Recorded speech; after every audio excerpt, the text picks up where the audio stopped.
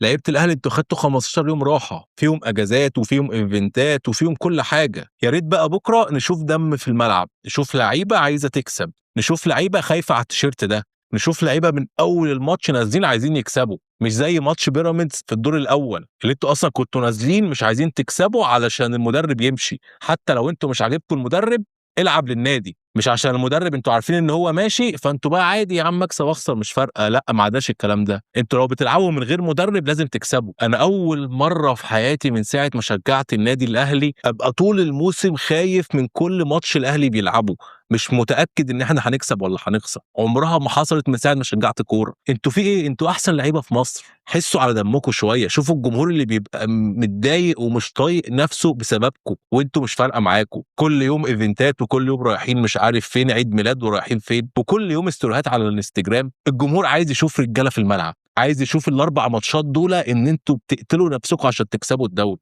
الدوري لسه ما راحش، الدوري ان شاء الله في الجزيره السنه دي، بس انتوا تبقى عندكم دم، نبقى احنا في الاخر اهو بنعافر واللعيبه بتعافر واللعيبه عايزه تاخد الدوري. انا ما شفتش من اول الموسم لاعب فيكم عايز ياخد الدوري غير مروان عطيه اللي هو بيحاول يلعب وبيحاول يقتل نفسه.